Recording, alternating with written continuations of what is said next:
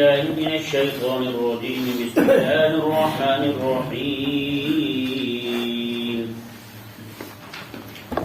فكيف إذا جئنا من كل أمة بشهيد وجئنا بك على هؤلاء شهيدا سبحان اللہ سبحان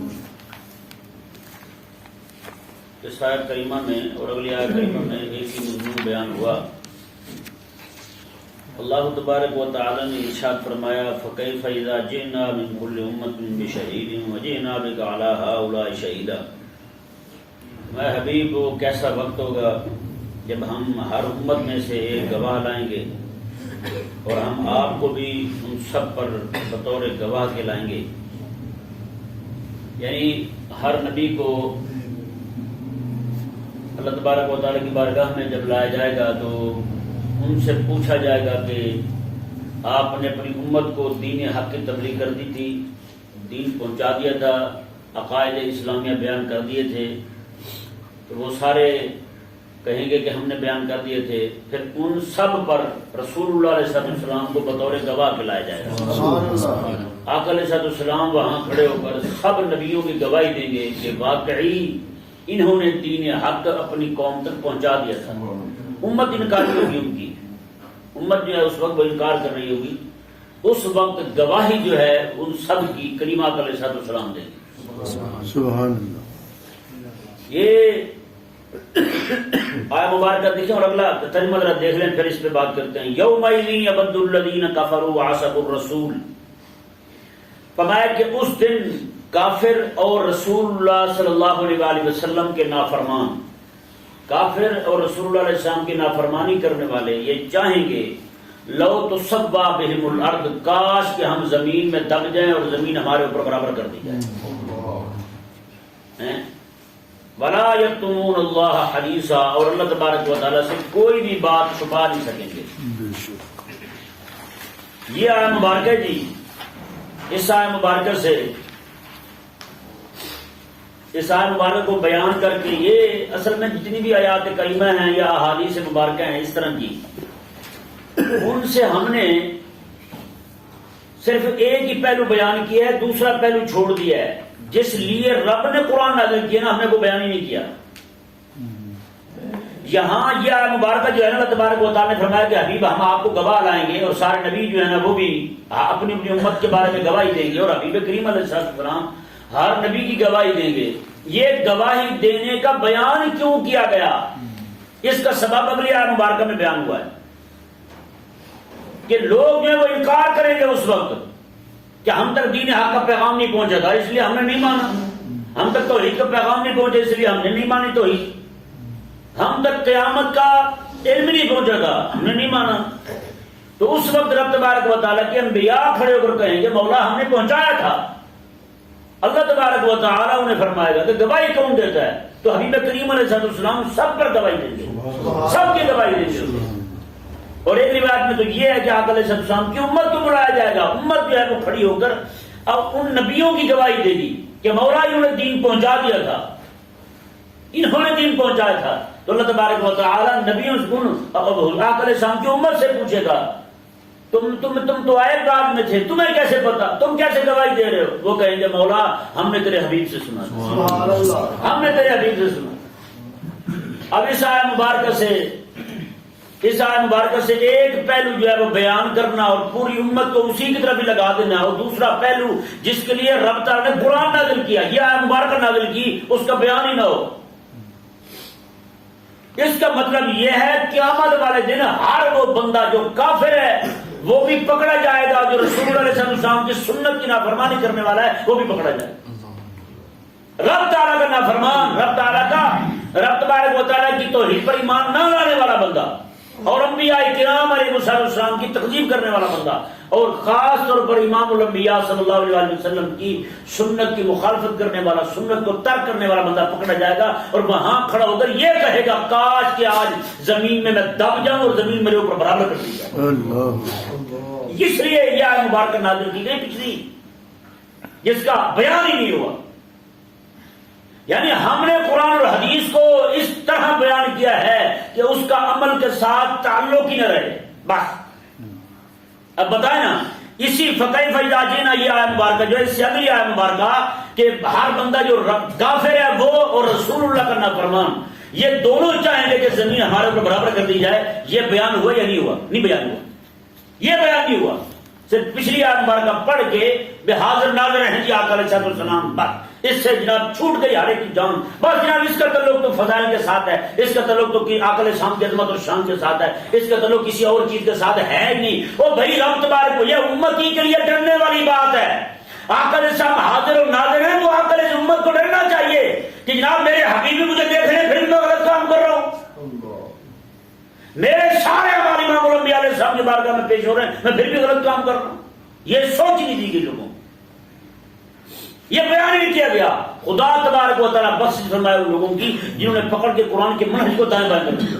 قرآن کا تو منہج یہ تھا, قرآن نے یہ مبارک نازل کی تاکہ امت ڈرے, تاکہ لوگ ڈریں. پچھلے نبیوں سے جب پوچھا جائے گا تو تم سے ہی پوچھا جائے گا, امت کے علماء سے ہی پوچھا جائے گا. تمہاری ذمہ داری بنتی تھی اور تم نبی کے امام الانبیاء کے وارث تھے, تم نبیوں کے وارث تھے, تو تم سے ہی پوچھا جائے گا قیامت والے دن تم نے دین کیا پہنچایا لوگوں کو. یہاں تک بزرگ فرماتے ہیں قیامت والے دن ہر خطیب سے پوچھا جائے گا تم نے یہ جملہ بولا تھا, کیوں بولا تھا, بتا. مطلب جب تک یہ بیان نہیں کر لے گا تب تک وہ میدان کو چھوڑ نہیں سکتا. پوچھا جائے گا ان سے یہ جملہ کیوں بولا تھا, تم اللہ تعالیٰ کے لیے بولا تھا یا لوگوں سے پیسے بٹورنے کے لیے بولا تھا؟ کیا جواب ہوگا ہمارے پاس پھر؟ کوئی منہج نہیں ہے, کوئی فکر نہیں ہے, کوئی جناب لوگوں کو راہ راست پہ لانے کا ذہن ہی نہیں ہے لوگوں کا. ساری چیزیں اس طرح بیان کر کے منہج بدل دیا ہے. یعنی صاحب کا تعلق یہی ہے بس کہ آقا علیہ السلام دیکھ رہے ہیں, بس چھٹی. نہ عمل کے تحت کوئی تعلق نہیں. اللہ تعالیٰ کیا فرما رہے یوم الدین یود الذین کفروا, یہ اس دن ہوگا جس دن کافر اور رسول اللہ کے نافرمان یہ چاہیں گے کاش کہ ہم زمین میں دھنس جائیں اور زمین ہمارے اوپر برابر کر دے. یہ چھوٹی بات ہے, کتنی بڑی بات ہے یہ. آج اللہ تبارک و تعالیٰ نے ارشاد فرمایا ولا یکتمون اللہ حدیثا, اللہ تعالیٰ سے کوئی بات چھپا نہیں سکیں گے. آج وہ چھپا لیتے ہیں لوگوں سے چھپا لیتے ہیں. آج لوگوں کے ذہن میں بھی نہیں ہے رب دیکھ رہا ہے. آج تو لوگوں کے ذہن میں بھی نہیں ہے رب دیکھ رہا ہے. صرف ان چیزوں کا تعلق جو ہے وہ صرف میدان مناظرہ تک محدود کر دیا گیا کہ رسول اللہ علیہ السلام دیکھ رہے ہیں, میدان مناظرہ تک ہے بس. باقی عملی زندگی کے ساتھ اس کا کوئی تعلق نہیں ہے ہمارے ساتھ. ہم نے تعلق رہنے نہیں دیا اپنے عملی زندگی کے ساتھ. تو بھائی نہیں, اللہ تبارک و تعالیٰ دیکھ رہا ہے. کریم آقا علیہ السلام رب تعالیٰ کی عطا سے اپنے ہر امتی کو اور اس کے اعمال سے واقف ہے حضور. تو امتی کو بھی حیا کرنی چاہیے میں کیا کر رہا ہوں. کہ نہیں سمجھ آیا مسئلہ؟ یوم الدین یود الذین کفروا وعصوا الرسول, میں کافر بھی یہ چاہے گا, رسول کا نافرمان بھی یہ چاہے گا. کریم آقا علیہ السلام نے ارشاد فرمایا جس نے میری سنت کی اتباع کی اس نے میرے ساتھ محبت کی ہے. اور فرمایا کہ جس نے میری سنت کی مخالفت کی, میری سنت کو ترک کیا, حضور فرماتے ہیں اس نے میری نافرمانی کی ہے. بتائیں گے اس نے میری نافرمانی کی ہے. اب بتائیں جو سنت کا تارک ہے, حضور فرماتے ہیں میرا نافرمان ہے. اور اب تعالیٰ نے کیا فرمایا, کافر بھی اور نافرمان بھی حبیب کا یہی چاہے گا. لوگ سب گاس کی آج زمین میں دھنس جائے, زمین ہمارے اوپر برابر کر دی جائے, ہمارا نام و نشان ہی نہ ہو, ہمیں کوئی جانے پہچانے بھی نہیں. اللہ اکبر کبیرہ. تو یہ آیت مبارکہ جی جھنجھوڑ رہی ہے ہر ایک بندے کو. آج جو دین کی مخالفت کر رہے ہیں, دین کی دشمنیاں پار رہے ہیں اپنے دلوں کے اندر, وہ بھی دین کے ساتھ جو خیر خواہ نہیں ہے جو قرآن کا منہج بدل رہے ہیں. وہ دین کے خیر خواہ نہیں ہے جو قرآن کا منہج بدل رہے ہیں. ایک ہی آیت مبارکہ. اب جیسے آپ جلسوں میں چلے جائیں تو وہاں بیان کرتے ہیں جی ہاتھ چک کے نعرہ لاؤ, جی ہاتھ اٹھا کر نعرہ لگائیں. قرآن میں ہے یہ ہاتھ بولیں گے کہ نعرہ لگایا تھا. کیا قرآن میں یہ ہے کہ نعرہ لگا بلائے گا, جو تیرا ہاتھ غلط راہ کی طرف چلا ہے وہ بیان نہیں کرے گا قیامت والے دن. زبان پر مور لگ جائے گی, ہاتھ بولیں گے, ہاتھ بولیں گے, اس کے اعضاء بولیں گے جسم کے, وہ صرف نعرے کا بیان کریں گے جس کا تعلق صرف تیری بابا کے ساتھ ہے اور کسی چیز کے ساتھ تعلق نہیں ہے. جو تیرا ہاتھ دین دشمنی کے لیے چلا ہے وہ بیان نہیں کریں گے تیرے ہاتھ. تیرے قدم جو دین دشمنی کے لیے جناب حرکت میں آئے ہیں وہ بیان نہیں کریں گے تیرے پاؤں. تو جو ساری رات لوگوں کو نچا کے جس صبح کی نماز سب کی قضا ہو گئی, یہ قیامت والے دن بیان نہیں کرے گا تیرے ہاتھ. یہ بیان نہیں کریں گے. لوگوں کو جناب شعر پڑھتے ہوئے لوگوں کو راضی کرنے کے لیے کہتا حاجی صاحب تیری نظر عقیدت کے پھول حضور کی بارگاہ میں اور حاجی صاحب کی نظر کیوں گئی. شعر رسول اللہ علیہ السلام کی شان کا اور نظر حاجی صاحب کی کیوں بھائی؟ یہ نقیب کہتے ہیں نذرانہ عقیدت بارگاہ رسول میں پیش کریں گے. نذرانہ عقیدت، نذرانہ نظر پیش کر رہے ہیں حضور کی بارگاہ میں، تو وہ کہتا ہے حاجی صاحب کی نظر ہے. کیوں بھائی؟ حاجی صاحب کی نظر کیوں ہے؟ رسول اللہ کی نظر کیوں نہیں؟ عجیب بد دماغی ہے، اتنی عجیب ٹھگی پوری قوم کو لگائی ہوئی ہے تم نے. ساری رات جگا کے لوگوں کو محفل نعت کے نام پر پوری قوم کا بیڑا گھر کر دیا ہے. نماز تقریباً لوگ نہیں پڑھتے صبح کی، اکا دکا نماز پڑھ لیں تو پڑھ لیں، باقی سارے عاشق رسول بن کے بخشے ہوئے جنت لے کے اپنی الاٹ کروا کے ہر چیز سوئے ہوئے آرام سے سکون کے ساتھ سوئے ہوئے. اور یہ لوگ جو ہے نعوذ باللہ من ذالک پھر کہتے ہیں جی آپ کے ہاتھ بولیں گے. ہاں جی رب تبارک و تعالیٰ کے حکم کی مخالفت کر کے سویا ہوا ہے، رب تبارک و تعالیٰ کا فرض چھوڑ کے سویا ہوا ہے. بتائیں رب کا فرض چھوڑ کے لیٹا ہوا ہے اور ہاتھ اٹھا کے بولے جیسے نعرہ لگایا تھا مولوی صاحب کی تقریر میں، یہ نقیب کی نقابت سنتے ہوئے، نعت خان کی شعر سنتے ہوئے. بتائیں کیا جواب ہوگا ان کے پاس پھر؟ تو بھئی یہ خواہی نہ خواہی رسول اللہ علیہ السلام کے حکم کی مخالفت کر رہے ہیں. یہ ساری رات کی محافل کرنا میں حقیقت کہتا ہوں یہ جائز نہیں، یہ جائز نہیں ان لوگوں کا. اور یہ بھی سارے تقریباً لپاڑے لوگ ہوتے ہیں، ساری رات بیٹھ رہیں گے اور نعت خان کو نعت سنتے رہیں گے. کہاں سے ثابت ہے ایسا عمل؟ مجھے تو ملاؤں پہ افسوس ہوتا ہے جن مولویوں کو تقریریں لگنی ہوتی ہیں بعد میں تو وہ اسے حلال ثابت کرتے رہتے ہیں. ساری رات محفل اور سپیکر پہ اوپر والے سپیکر چلا کے پورے محلے والے کو تنگ کرنا، پورے محلے والوں کو تنگ کرنا. کتنی پریشانی کی بات ہوتی ہے وہ غریبوں کے لیے، بیچاروں کے لیے. کتنے لوگ بیچارے دکھی ہوتے ہیں اور یہ ساری رات عاشق رسول بنے ہوئے ہیں. حضرت عائشہ صدیقہ رضی اللہ تعالیٰ عنہ آپ کے گھر کے باہر ایک بندہ کھڑوں کے بعد کہتا تھا، آپ کے گھر کے باہر کھڑوں کے بندہ آواز کہتا تھا، آپ نے اسے منع کیا، میں یہاں آواز نہ کیا کر، جا کوئی اور جگہ ڈھونڈ، یہاں آواز نہ کیا کر. اس نے جناب آواز نہیں آیا. آپ رضی اللہ تعالیٰ عنہ نے گورنر کو پیغام بھیجا، میں یہ میرے گھر کے باہر کھڑوں کے بعد کہتا ہے مجھے تکلیف ہوتی ہے اس کی آواز سے، اسے کہو کوئی جگہ تبدیل کرے اپنی، کہیں اور جا کر بیان کیا کرے. تو گورنر جو ہے نا مدینے کا وہ اسی وقت آیا، آ کے اس نے چپیٹ ماری، میں چل نکل یہاں سے. تجھے کس نے کہا بات کہنے کو؟ ایسے کھڑا ہو گیا تو؟ اب بتائیں جہاں ایک بندہ کھڑا ہو کے جناب بغیر سپیکر کے کھڑا ہو اور اسے چپیٹ لگے، جو بندہ کھڑا ہو کے پورے محلے میں ساری رات ٹاں ٹاں کرتے رہے ہیں. وہ نقیب جو بے ہنگم آواز میں خبیث ایسے لگتا ہے جیسے مرنے لگا. ابھی اتنی تو ظاہری بات ہے قربانی والے دن کٹے کو ذبح کرتے ہوئے اس کی بھی آواز نکلتی جیسے نقیب ڈرونی آواز نکالتے، جان بوجھ کے بغیر نیچے سے اس طرح کر کے آواز نکالتے ہیں. وہ حرام ہے کسی قوم کو کوئی سمجھ آ جائے، ایسے قوم نہ بہت ڈار لگا رہے. واہ واہ واہ سبحان اللہ. اگر ایک مولوی کی ایسی مولوی تقریر کر رہا ہے بیچارہ کو دکھی ہوگا. اس نے کہا ہے جی عورت مرد کی شادی کا قانون، یعنی عورت کے ساتھ مرد کے ساتھ شادی کا قانون پاس ہو گیا ہے. بندہ کہتا ہے سبحان اللہ. بندہ ایسی بے ہمدم قوم ہے، ایسے بے ہمدم بولنے والے نہیں چاہتے، کسی کو کوئی سمجھ نہیں ہے کہنا کیا ہے بولنا کیا ہے. یہ حقیقت اگر آپ سمجھیں تو یہ بھی رب کا عذاب ہے، یہ بھی رب کا عذاب ہے. ایسی چیزیں آفتیں ہم پر ایسی نہیں ہوئی. ہم نے راہ حق کو چھوڑا ہے تو اس راہ پہ ہم پڑے ہیں. راہ حق کو ہم نے نہ چھوڑا ہوتا اس راہ پہ ہم کبھی نہ پڑتے. آج یہی وجہ ہے امت میں علماء کم ہوتے جا رہے ہیں، علماء کم ہوتے جا رہے ہیں، خطیب بڑھتے جا رہے ہیں. یہ حضور نے فرمایا قیامت کی نشانی ہوگی، علماء حق جو ہے نا وہ کم ہو جائیں گے اور خطیب بڑھ جائیں گے. آج جسے بھی دیکھیں 12 تقریریں 18 تقریریں اٹھا کے جہاں تقریر کرتا پھرتا ہے. اور علماء جو ہیں دین کو، قرآن کو، شریعت کو سمجھنے والے ان کی تعداد کم ہے. اور ان کو دیکھ رہے ہیں ان کے پیچھے لاکھوں کی تعداد میں لوگ ہیں، اور جو بیچارے حق کہنے والے ہیں ان کے پاس بیٹھنے کو بندہ تیار نہیں ہے. اندازہ لگائے نا. اب یہی دیکھیں آپ اب بیٹھے ہیں، ابھی یہی جو ہے نا درس کسی اور نماز میں رکھ دیجیے کتنے لوگ ہوں گے؟ کوئی بھی نہیں ہوگا، کوئی بھی نہیں ہوگا. لیکن یہاں پہ ایسے چاہے مولوی لگے پھرتے ہیں، وہ کہتے ہیں کوئی تم سے پوچھے کہ میلاد کہاں لکھے تو چڑ مار منہ دھوتے. کیا شان ہے یار، تم نے بھی پائی ہے. فلیفرحوا مانا ترجمہ کیا کہ بھنگڑے پاؤ، رب نے فرمایا کہ پوری امت ناچنے ٹاپنے کے لیے آئی ہے یار. تمہیں سمجھ نہیں ہے کیا کیا کیا رہے ہو، اتنے تو فن خواہ بن گئے ہو، اپنے آپ کو قرآن اور حدیث کے سے بھی بابرات سمجھنے لگ گئے ہو، جیسے دل چاہے تمہارا ترجمہ کر دو. عجیب لوگ ہیں، عجیب ہم کا نہ سوچے ہمارے یہاں پہ. تو دیکھیں بھئی اللہ تبارک و تعالیٰ نے یہ دعا مبارکہ ختم ہوئی یہاں تک.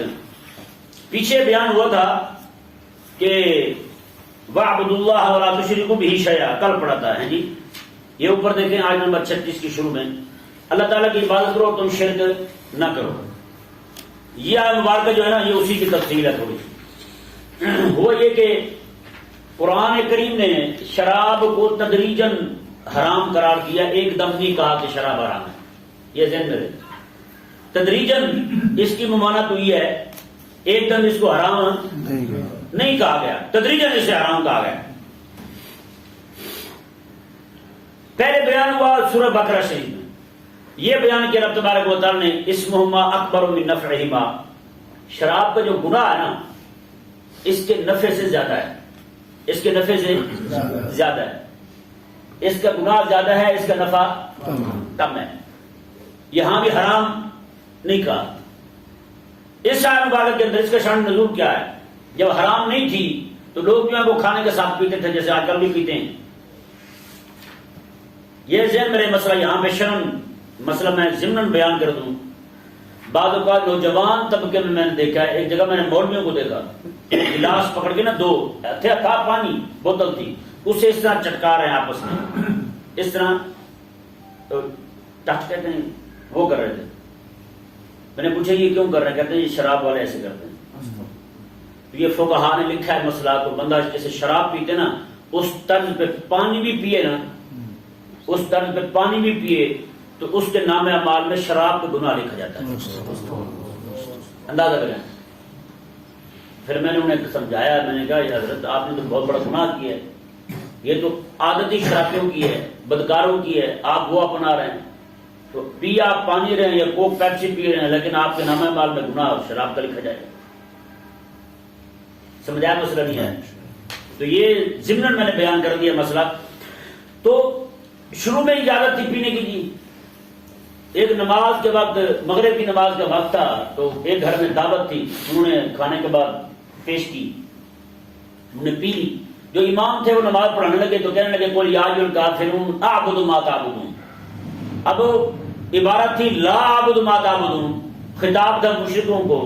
کیا مشرکو جن کو تم پوج رہے ہو میں نہیں پوجتا، میں اس کی بات نہیں کرتا.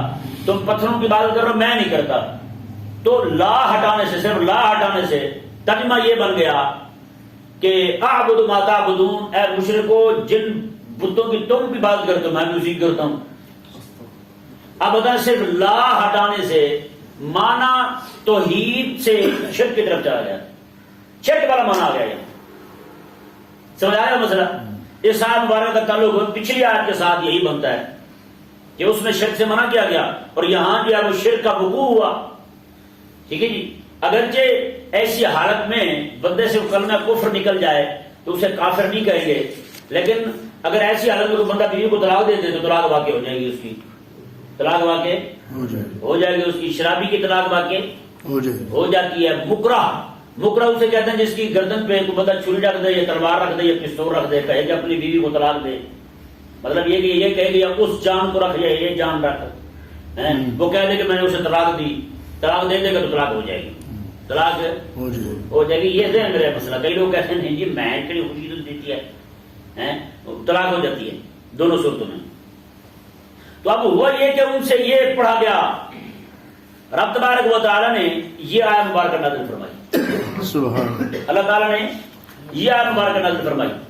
رب تبارک و تعالیٰ نے ارشاد فرمایا یا ایھا الذین آمنوا لا تقربوا الصلاۃ وانتم سکارى، میں ایمان والو تم جب نشے کی حالت میں ہو تو نماز کے قریب نہ جایا کرو، نماز کے قریب نہ جایا کرو. یہ جو میرے مسئلہ یہاں نماز کے قریب جانے سے منع اس وقت کیا جا رہا ہے جب بندہ شراب پیے بندے. اب کئی لوگ نعوذ باللہ کئی سارے بندوں سے بات ہوئی تو وہ کہنے لگے جی نماز نہیں پڑھتے. ہم کیوں نہیں پڑھتے؟ کہ اللہ تعالیٰ نے فرمایا یا ایھا الذین آمنوا لا تقربوا الصلاۃ، نماز کے قریب نہ جاؤ، نماز کے قریب نہ جاؤ، اس لیے ہم نماز نہیں پڑھتے. اب یہ نعوذ باللہ من ذالک اس نے رب تعالیٰ کی منشا کے خلاف رب تعالیٰ کے قرآن کو پیش کیا ہے. رب نے تو نہیں کہا نماز نہ پڑھو، یہ رب نے کہا ہے نماز نہ پڑھو. بول لو بھائی، رب نے تو کہا ہے نماز پڑھو، لیکن وہ بیان کیا کر رہا ہے قرآن کو لا تقربوا الصلاۃ، نماز کے قریب نہ جاؤ. تو ایسا کہنے والا بندہ ایمان سے فارغ ہے. ایسا کہنے والا کیونکہ رب تعالیٰ پر الزام لگا رہا ہے، وہ جھوٹا الزام لگا رہا ہے، ایسی بات رب تعالیٰ کی طرف منسوخ کر رہا ہے جو رب تبارک و تعالیٰ نے کی ہی نہیں. سمجھ آ گیا مسئلہ؟ اللہ اکبر. رب تبارک و تعالیٰ کی تعلیم دیکھیں جی، رب تبارک و تعالیٰ کیسے منع کر رہا ہے اپنے بندوں کو. میں جب تم نشے کی حالت میں ہو تو تم نماز کے قریب نہ جاؤ.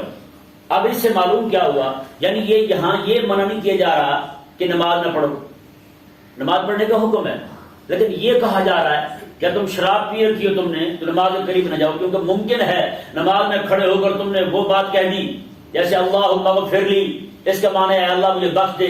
تو بندہ نماز میں کھڑا ہو جائے. یہاں پہ ایک ضمن مسئلہ بیان کر دوں میں.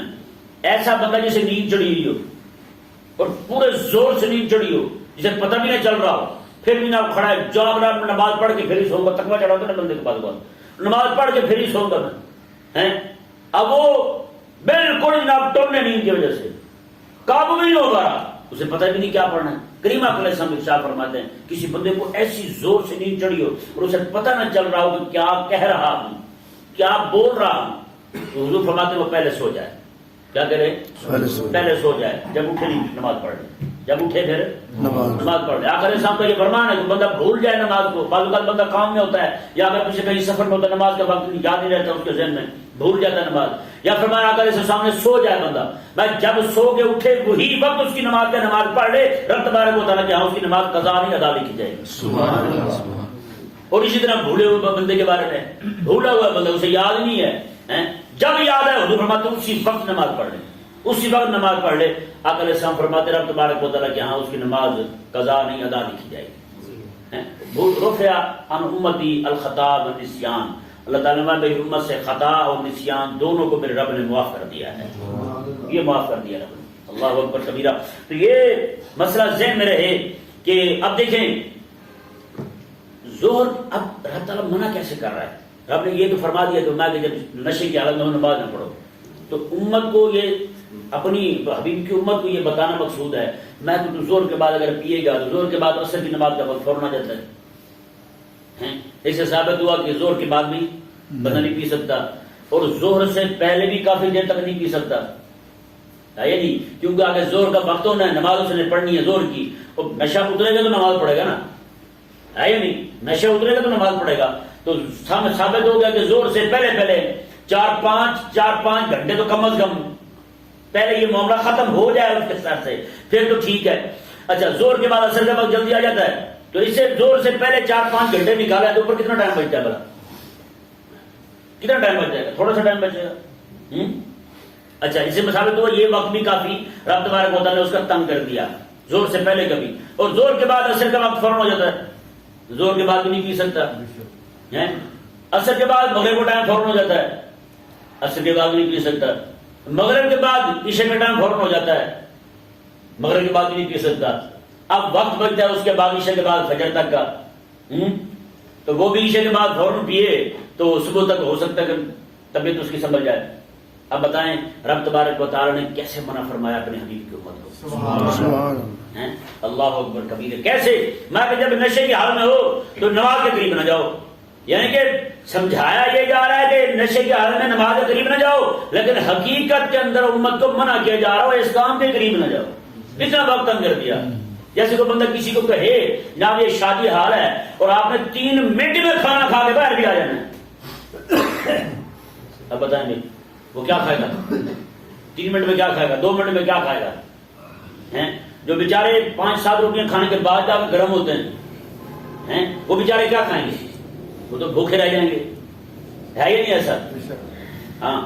تو رب تبارک و تعالیٰ نے ارشاد فرمایا کہ دیکھیں یا ایھا الذین آمنوا لا تقربوا الصلاۃ وانتم سکارا، ایمان والو نماز کے قریب نہ جاؤ، وانتم سکارا اس حال میں کہ تم نشے میں ہو. حتی تعلموا، لیکن میں مثال دے رہا تھا بندے کو، سویا ہوا بندہ جو ہے جسے نیند چڑھی ہوئی ہے، یہ نشہ چڑھا ہوا ہے، وہ دعا مانگ رہا ہے اللہم اغفر لی. اس کا معنی بنتا ہے اللہ مجھے بخش دے. اگر وہ غائن کی جگہ عین پڑھ دے اللہم اغفر لی تو اس کا معنی بنتا ہے اللہ مجھے تباہ و برباد کر دے، مجھے ذلیل کر دے، میرا ستیہ ناش کر دے. اب بتائیں یہی آقا علیہ السلام نے فرمایا میں کہ ممکن ہے وہ نیند کی حالت میں یا نشے کی حالت میں نماز پڑھ رہا اور دعا مانگ رہا رب تبارک و تعالیٰ سے، بجائے دعا مانگنے کے اپنے خلاف ہی بد دعا کر بیٹھے. جیسے یہ دعا ہے اللہم ارنا الحق حقا وارزقنا اتباعہ، اے اللہ مجھے حق دکھا جیسا کہ حق ہے اور مجھے اس کی اتباع کی بھی توفیق دے. تو کوئی بندہ یہ دعا کر بیٹھے کہ مولا اللہم ارنا الحق حقا مولا حق دکھا مجھے جیسا ہے، اور آگے کیا دے کہ مولا مجھے اس سے بچنے کی بھی توفیق دے، حق سے بچنے کی توفیق دے، تو بتائیں یہ اپنے خلاف دعا نہیں کر رہا وہ بندہ؟ تو بیٹا تو غلط ہو جائے گا۔ تو اس لیے بندے کو منع کیا گیا ہے، سخت نیند آئی ہوئی ہو بندے کو تو وہ نماز نہ پڑھے، انتہائی شدید نیند ہو تو نماز نہ پڑھے، نہ ہی دعا مانگے، کیونکہ اسے نہیں پتا کہ وہ کیا کیا بیٹھے بیچارے، ٹھیک ہے، اپنے خلاف بد دعا کر بیٹھے رہو، وقت کو قبول ہو جائے، بعد میں اس کا بچے کچھ نہ۔ تو اس لیے سخت نیند چڑھی ہوئی ہو، جیسے کئیوں کو ابھی بھی سخت نیند چڑھی ہوئی ہے یہ نہیں؟ ایک بندہ ایسے بیٹھا تھا، وہ درس میں مولوی صاحب بیان کر رہے تھے، وہ ایک مائی صاحبہ تھی، انہوں نے ایک عالم کا بیان سنا، تو اس نے سنا کیا تھا، اس نے 4 بندوں سے شادی کر رکھی تھی، وقت اس نے مقرر کیا ہوا تھا ہر ایک کے پاس ہفتہ رہنا ہے، اور ان 4 میں سے کسی کو بھی پتہ نہیں تھا کہ یہ گاڑی جو ہے 4 ڈرائیوروں کے پاس ہے۔ تو اب قاضی کو پتہ چل گیا کہ یہ سے 4 شوہر رکھے ہوئے ہیں۔ اب وہ بھاگ گیا مولوی صاحب کے پاس، مولوی صاحب بھاگو بیچارہ مسکین، اس نے کہا وہ کوئی پیسے میں نے دے، تیرا میں حل کر دینا۔ انہوں نے کہا وہ کیا؟ انہوں نے کہا بھی تو یہ کہنا کہ میں ایک جگہ عید پڑھنے گئی تھی، وہاں نیند کی حالت میں تھی، مولوی صاحب نے مسئلہ بیان کیا تھا کہ ایک عورت جو ہے وہ 4 بندوں سے نکاح کر سکتی ہے، نیند کی حالت میں تھی، تو ایسے میں نے سنا تھا۔ انہوں نے کہا جب جائے گی تو مولوی وہ قاضی صاحب کہیں گے اوہ بیوقوف، مسئلہ غلط سنا تو نے، وہ یہ تھا کہ ایک بندہ 4 عورتوں سے شادی کر سکتا ہے، تیری بچت ہو جائے گی۔ یعنی یہ اس نے مولوی صاحب نے ہیلا بتایا عورت کو قاضی سے بچنے کا۔ تو نیند کی حالت میں تو یہ بڑے سخت مسائل ہیں، یعنی یہاں تک فرمایا کہ کوئی عالم جو ہے وہ ٹیکر لگائے بیٹھا نا، دیکھو ٹیکر لگانے کے ساتھ نیند آ جاتی بندے کو، عقل میں اطمینان آ جاتا ہے۔ تو ایسی حالت ہو تو میں عالم سے مسئلہ بھی نہ پوچھا جائے کہ ہو سکتا ہے کسی طرح اور بتا دوں۔ کئی بار میرے پاس بیٹھے ہوتے میں کام کر رہا ہوں، صاحب بیٹھے مسئلہ پوچھیں، ہاں جی یہ کیسا ہے، اور میری توجہ میں کہا ہاں ٹھیک ہے، بعد میں کہتے ہیں جی آپ نے یہ کہا تھا، میں نے کہا میں نے کسی نے کہا تھا کہ کام کرتے ہو مجھ سے مسئلہ پوچھو، عجیب بندے ہو تم، جی آپ نے تو دسا تھا ہمیں، میں نے کہا میں نے ایسے کبھی دسا تھا آپ کو، آپ نے خود ہی جناب ایسی حالت میں بھائی نہیں پوچھنا چاہیے ایسے حالت میں مسئلہ۔ اللہ تبارک و تعالیٰ سمجھنے کی توفیق عطا فرمائے۔ رب تبارک و تعالیٰ نے ارشاد فرمایا کہ دیکھیں میں حتیٰ تعلموا ما تقولون، کب تک نماز نہیں پڑھنی، میں جب تک کہ تم یہ جان نہ لو منہ سے کیا کہہ رہے ہو، جب تک تمہیں پتہ نہ چلے تم منہ سے کیا کہہ رہے ہو، کیونکہ بندہ نیند میں ہوتا ہے نا، بندے کو پتہ نہیں چلتا وہ کیا کہہ رہا ہے یا نہیں، نشے میں ہوتا ہے نشے کو پتہ نہیں چلتا کہ کیا کہہ رہا ہے، کہیں پہ کوئی نشے کھڑا وہ پک رہا ہو، زوروں سے گالی دے رہا ہو، تو لوگ یار اس کو مارتے نہیں ہو، تم اتنی بدتمیزی کر رہا ہے، وہ کہتے نہیں اس نے پی ہوئی ہے، اس نے پی ہوئی ہے، اسے پتہ ہی نہیں کہ ما تقولون کیا کہہ رہا ہے، اسے پتہ ہی نہیں کیا کہہ رہا ہے، لہٰذا اس کو کیا کہیں، اسے کچھ نہیں کہتے ہم۔ تو رب تبارک و تعالیٰ نے ارشاد فرمایا یہ دیکھیں حتیٰ تعلموا ما تقولون، یہاں تک کہ تم جان نہ لو کہ تم کیا کہہ رہے ہو، اور فرمایا کہ ولا جنبن، اور نہ ہی جنبی نماز کے قریب جائے، جنبی وہ ہے جس پر غسل فرض ہو جائے، بیوی کے پاس گیا ہو یا پھر سوتے میں اسے مسئلہ ہو گیا ہو، میں الا عابری سبیل، میں کہ سوائے اس کے ہاں مگر یہ کہ کوئی بندہ مسافر ہو، سفر میں ہو، سفر میں ہے بندہ اور اس کے پاس پانی نہیں ہے، پانی نہیں ہے اس کے پاس، یا پھر ایسی جگہ پر ہے پانی ٹھنڈا یخ ہے، اس پانی کو ہاتھ لگا دے تو جان جاتی ہے۔ اکریمہ کا صلی اللہ علیہ وسلم کی بارگاہ میں عرض کی کہ حضور کہ میں ایسی غلام کے حضور کے انہوں نے عرض کی کہ حضور میں ایسی جگہ پہ تھا اور کئی سال رہا، وہاں پانی نہیں تھا پینے کو نہانے کو، تو میں پھر تیمم ہی کرتا رہا، آقا علیہ السلام میں بھی ٹھیک ہے تیرا نہیں جائے، یعنی کہ ایسی جگہ بندہ ہو جہاں پانی ہو ہی نہ، یا پھر پانی ہو ایسا ٹھنڈا یخ ہو، بیماری پڑنے کا خطرہ ہو، تو ایسے بندے کے لیے اجازت ہے کہ وہ تیمم کر لے، کیا کر لے، تیمم کر لے۔ یہاں یہی فرمایا کہ کوئی بندہ جو جنبی ہو جائے اس پر غسل فرض ہو جائے تو وہ بندہ بھی نماز کے قریب نہ جائے، الا عابری سبیل، مگر یہ کوئی بندہ سفر طے کر رہا ہو، یہ بندہ بھی یعنی کہ اس کو پانی نہ ملے تو یہ بندہ بھی کیا کریں، حتیٰ تغتسلوا، جب تک غسل نہ کر لیں تب تک یہ بندے نماز کے قریب نہ جائیں۔ وَإِن كُنتُم مَرْضَىٰ، اگر کوئی مریض ہو، او عَلَىٰ سَفَرٍ، یا سفر پر ہو، او جاء أَحَدٌ مِّنكُم مِّنَ الْغَائِطِ، یا تم میں سے کوئی بندہ بیت الخلاء سے واپس آیا ہے، او لامستم النساء، یا تم میں سے کسی نے اپنی بیوی کے ساتھ صحبت کر لی ہے، فَلَمْ تَجِدُوا مَاءً، پھر تمہیں پانی نہ ملے، پھر تمہیں پانی نہ ملے، پانی ہو ہی نہ، یا پانی تو ہو لیکن بندے کی رسائی نہ ہو، جیسے پانی تو ہے لیکن کنویں کے اندر ہے، پانی ہے لیکن کنویں کے اندر ہے، اب وہ رسی نہیں ہے، ڈول نہیں ہے نکالنے کے لیے، یا جناب پانی تو موجود ہے لیکن رسائی نہیں ہے. جیسے بندہ ٹرین پہ بیٹھا ہے جی، سامنے پانی ہے لیکن اس کا ہاتھ نہیں پہنچ سکتا ہے جی.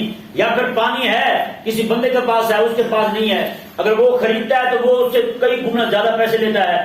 پھر بھی جناب پانی تو موجود ہے لیکن پھر بھی اسے یہی کہا جائے گا یہ پانی پر قادر ہے نہیں ہے. اللہ تبارک و تعالیٰ نے ارشاد فرمایا ان سب لوگوں کے لیے، یہ ذرا دوبارہ دیکھیں، ان کنتم مردا کو مریض ہو، تم میں سے مریض کی میں نے صورت بتا دی ہے، یہ وہ مریض ہو جس کا مرض پڑنے کا خطرہ ہو غسل کرنے سے، یا پھر جناب اس کے مرنے کا خطرہ ہو، ایسا مریض تیمم کر سکتا ہے. اولا سفر، یہ بندہ سفر پر ہو، جہاں سفر پر ہے وہاں سے 1 میل آگے پیچھے دائیں بائیں پانی نہیں ہے کہیں بھی، تو ایسا بندہ وہ بھی تیمم کر سکتا ہے. او جاء احد منکم من الغائط، یا تم میں سے کوئی بندہ پیشاب پخانہ کر کے آیا ہے، وضو ٹوٹ گیا ہے، اب وضو کرنا ہے اس نے تو پانی ہے نہیں، ایسا بندہ بھی تیمم کر سکتا ہے. او لامستم النساء، یا پھر تم میں سے کسی نے اپنی بیوی کو چھو لیا یعنی صحبت کر لی ہے، تو ایسی صورت میں بھی بندہ غسل کر سکتا ہے، اور غسل کر لے اسی غسل سے نماز بھی ادا کر سکتا ہے، اسی غسل سے سارا کچھ کر سکتا ہے، سارا کچھ اس کے لیے حلال ہو جائے گا.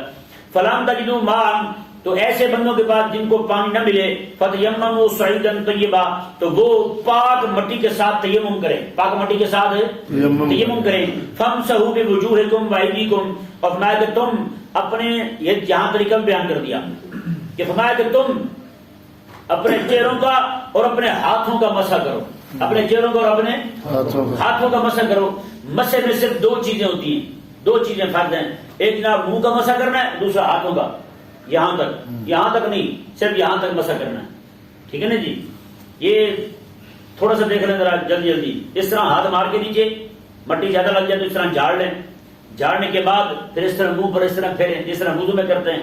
کوئی جگہ اس کی خالی رہ جائے اس طرح یہاں پہ بالکل پانی تو ویسے پہنچ جاتا ہے لیکن ہاتھ جو ہے اس کو پہنچانا ضروری ہوگا اس طرح کر کے.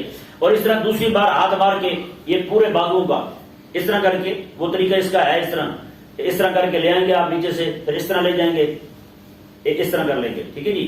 پھر اس طرح یہ ہاتھ رہ جائے گا، اس کو اس طرح لائیں گے آپ یہاں تک آ کے، پھر یہاں آئیں گے، اس طرح کر لیں گے. ٹھیک ہے جی. اس طرح کر کے پھر ہاتھ پھیر لیں گے اس طرح.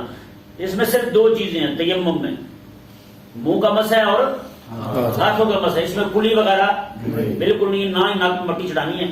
کئی لوگ ایسے بدتمیزی کر دیتے ہیں، کہتے ہیں اس میں کلی تو رہ ہی نہیں ہے. پھر اچھا یہاں یہ مسئلہ جو ہے میرے، اس سے خاص مٹی نہیں، مٹی کی ہر وہ شاید میں مٹی زمین سے نکلتی ہے. ایک شرط آگے ہے، وہ چیز جو زمین سے نکلی ہے وہ جلے بھی نہ اور پگھلے بھی نہ، جلے بھی نہ اور پگھلے بھی نہ. اب زمین سے درخت نکلا ہے جی، درخت کو آگ لگائیں تو کیا ہوتا ہے؟ جل جاتا ہے. زمین سے لوہا نکلا ہے، سونا نکلا ہے، تانبا نکلا ہے، اسے آگ لگائیں تو وہ پگھل جاتا ہے جی. 2 شرطیں ہوں، جو بھی چیز زمین سے نکل رہی ہے ہر چیز سے آپ تیمم کر سکتے ہیں. شرط یہ ہے کہ وہ جلے نہ اور پگھلے نہ. بس یہ جو پتھر ہے نا اس سے بھی تیمم کر سکتے ہیں آپ، اگرچہ آپ کے ہاتھ کو مٹی نہ لگے. سمجھ آیا مسئلہ؟ صعیداً طیبات کے تحت ساری چیزیں آئیں گی، ہر وہ چیز جو بھی زمین سے نکلے 2 شرطیں اس میں پائی جائیں، وہ جلے نہ اور پگھلے نہ.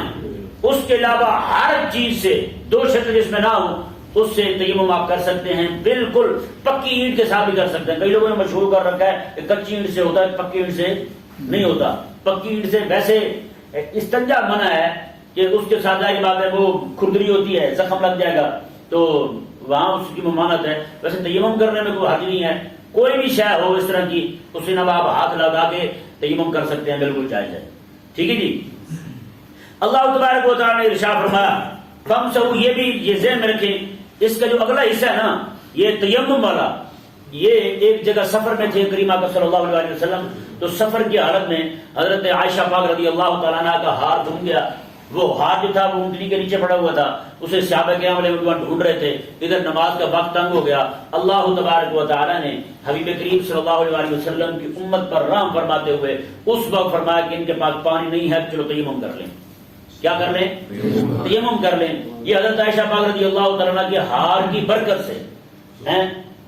عشق تو یوں کہتا ہے کہ ان کا ہار جو زمین پر گیا نا، اللہ تبارک و تعالیٰ نے آقا علیہ السلام کی زوجہ محترمہ کے ہار کی برکت سے پوری زمین کو پاک کر دیا، پوری زمین کو پاک کر دیا۔ فرمایا تبارک و تعالیٰ نے حبیب پیارے میں تیری زوجہ کا ہار زمین پر لگ گیا ہے، پوری زمین پاک کر دی ہے، تیرے غلام جہاں چاہے ہاتھ پھیر کے زمین کو منہ پہ پھیر لیں، باغوں میں پھیر لیں۔ یہ آسانی رب نے پوری کائنات میں کسی نبی کو، کسی نبی کی امت کو نہیں دی، یہ صرف ملی ہے تو کریم آقا صلی اللہ علیہ وسلم کی امت کو ملی ہے۔ سبحان اللہ۔ ہاں، یہ آسانی کس امت کو ملی ہے؟ اللہ تبارک و تعالی نے ارشاد فرمایا ان اللہ کان عفوا غفورا، بے شک اللہ تبارک و تعالی معاف فرمانے والا، بخشنے والا۔